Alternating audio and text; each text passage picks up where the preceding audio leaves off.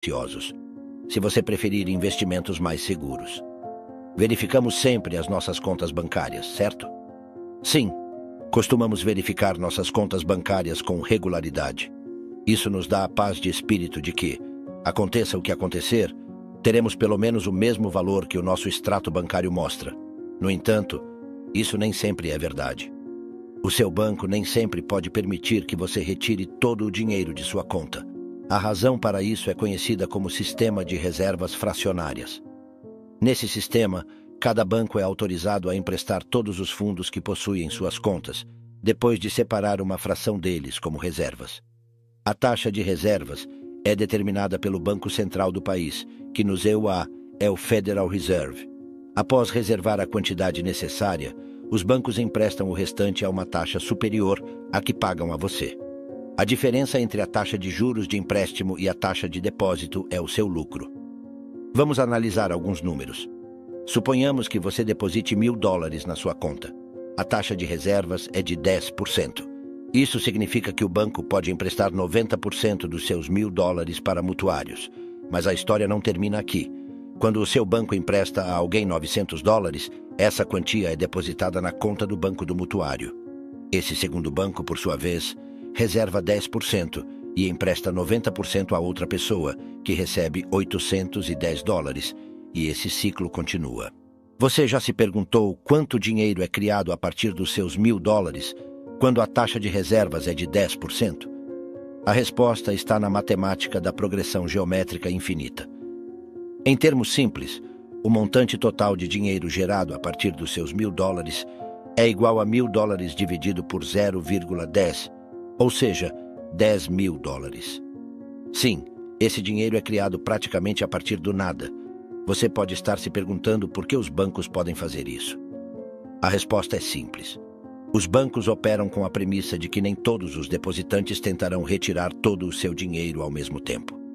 Devido a essa premissa bastante básica, mas verdadeira, os bancos conseguem manter a sua liquidez sem entrar em colapso.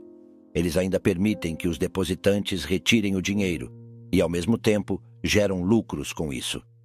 No entanto, você pode imaginar o que aconteceria se todos os depositantes tentassem retirar todo o seu dinheiro ao mesmo tempo? A economia mundial pode entrar em colapso devido à falência de bancos. Um exemplo real disso foi a crise financeira de 2008, quando os depositantes entraram em pânico e correram para sacar seu dinheiro. Devido a um grande número de solicitações de saque, cerca de 25 bancos faliram nos Estados Unidos em 2008. O mesmo ocorreu recentemente em 2023, quando os depositantes de bancos de renome realizaram saques maciços de $10 bilhões.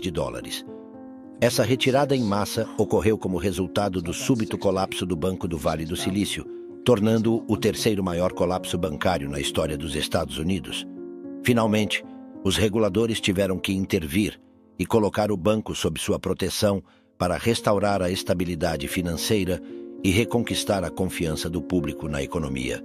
Baixo risco significa baixo retorno.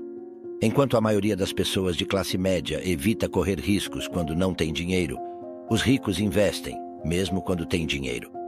A razão mais importante pela qual os ricos investem é que quanto mais ricos são, menor é a taxa de imposto que pagam.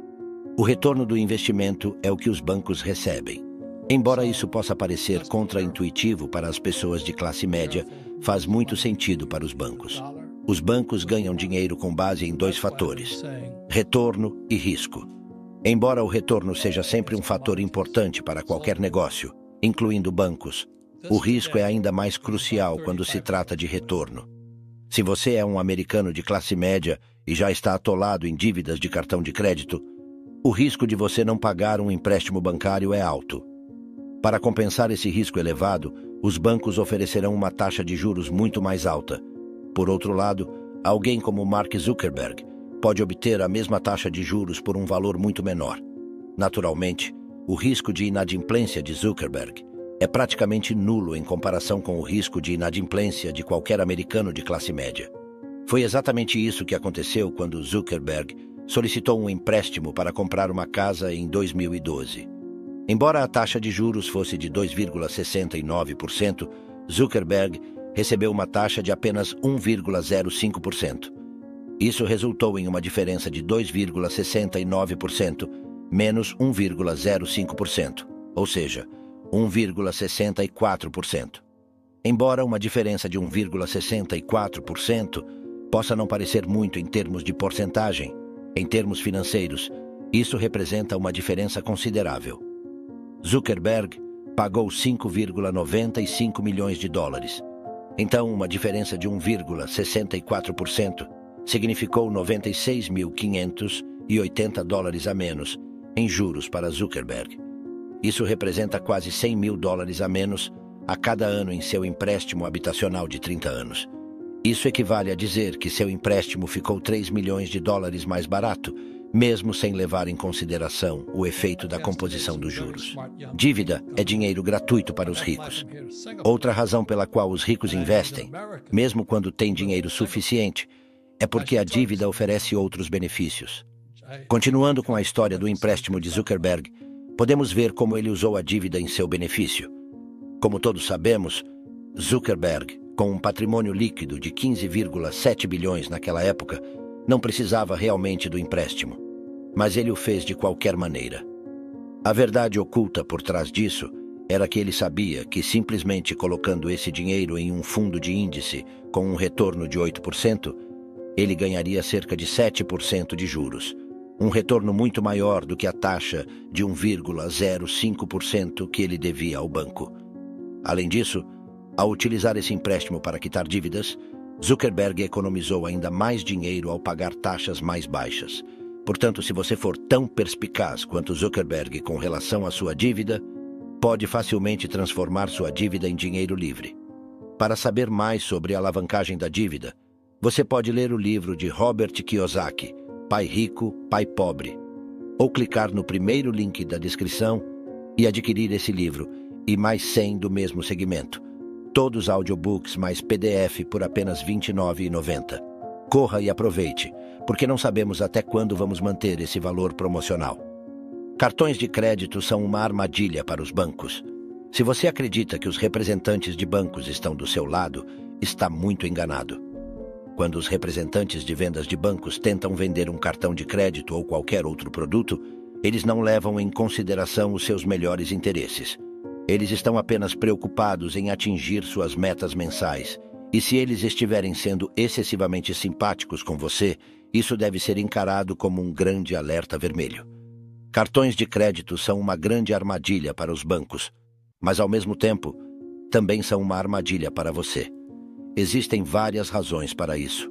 A primeira e mais óbvia é que, assim como qualquer outro produto de dívida, os cartões de crédito têm uma das mais altas taxas de juros possíveis, que podem chegar a 20% em alguns casos.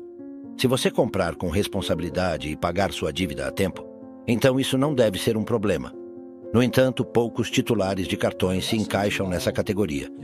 Uma pesquisa realizada pela Lending Tree mostrou que, a partir de 2023, os americanos tinham uma montanha de dívidas de cartão de crédito diante deles, totalizando 980